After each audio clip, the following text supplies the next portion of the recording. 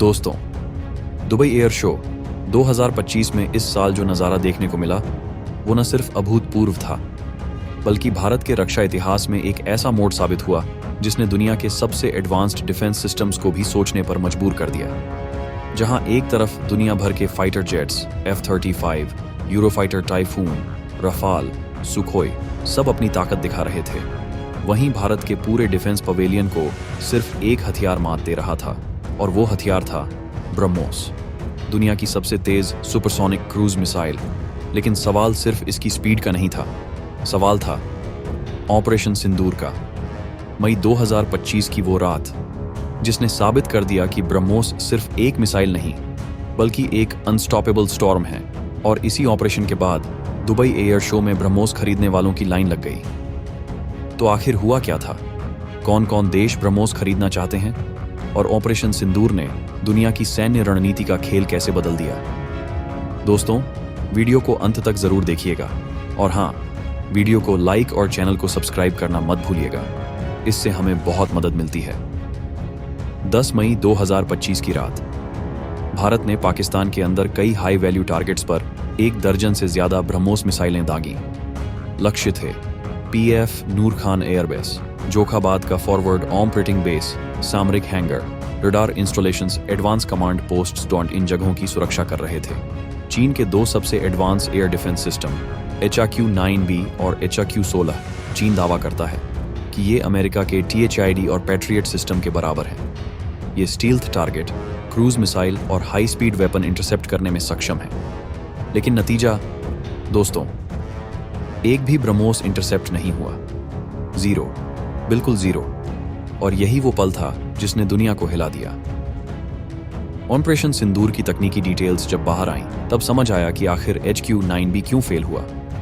मिसाइलों ने सी skimming mode में सिर्फ 12 मीटर की ऊंचाई पर उड़ान भरी, स्पीड थी मच 3.2+, आखिरी सेकंड में पॉपअप मैन्यूवर किया और फिर एस कर्व मोड से रडार को भ्रमित कर दिया। एक मिसाइल ने तो 12 मीटर ऊंचाई पर एस मैन्यूवर ऑन करके अचानक 70 डिग्री एंगल से डाइव मारकर सीधा हैंगर को हिट कर दिया। पाकिस्तानी फाइटर जेट्स पल भर में नष्ट हो गए। चीनी रडार उन्हें आखिरी सेकंड तक ठीक से ट्रैक ही नहीं कर पाए।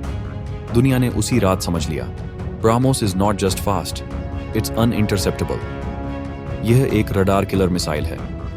अब आते हैं दुबई एयर शो पर। इस साल विजिटर की संख्या 3 गुना बढ़ी थी। कई देशों की डिफेंस टीम ब्रह्मोस के पवेलियन के बाहर लाइन में लग रही थी।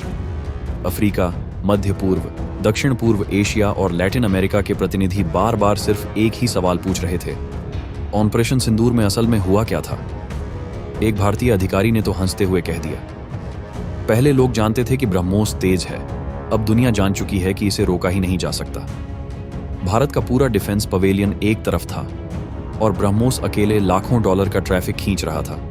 दुनिया की सबसे ज्यादा डिमांड ब्रह्मोस NG की है। क्यों? क्योंकि इसका वजन सिर्फ 1.5 टन है।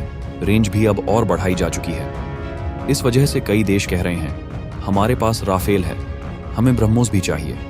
अब आता है ब्रह्मोस का नौसैनिक संस्करण। यह मिसाइल टॉमाहॉक से सस्ती, उससे तेज और इंटरसेप्ट करना और भी मुश्किल। दक्षिण पूर्व एशिया के 2 देशों ने खुलकर कहा, एक्सटेंडेड रेंज ब्रह्मोस हमें चीन के खिलाफ असली डिटरेंस देगा। यानी यह मिसाइल सिर्फ हमला करने के लिए नहीं, बल्कि कई देशों की सुरक्षा रणनीति का स्तंभ बन गई है। एक खाड़ी देश ने तो पहले ही बातचीत शुरू कर दी है कि वे अपनी राफेल फ्लीट के लिए एयर लॉन्च ब्रह्मोस खरीदना चाहते हैं। क्यों?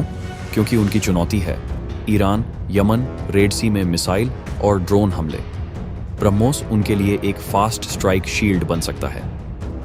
ऑपरेशन सिंदूर ने एक प्रतिष्ठा बनाई थी, लेकिन ब्रह्मोस अब उससे भी आगे निकल चुका है। यह अब सिर्फ भारत का हथियार नहीं, बल्कि पूरी दुनिया के लिए एक फियरलेस डिटरेंस सिस्टम है। और बहुत जल्द ब्रह्मोस का नाम दुनिया के कई बड़े देशों के डिफेंस बजट में दिखने वाला है। दोस्तों, क्या आपको लगता है कि ब्रह्मोस आने वाले समय में दुनिया की सबसे ज्यादा मांग वाली मिसाइल बन जाएगी? क्या ऑपरेशन सिंदूर ने भारत की मिसाइल तकनीक को एक नया स्तर दिया है?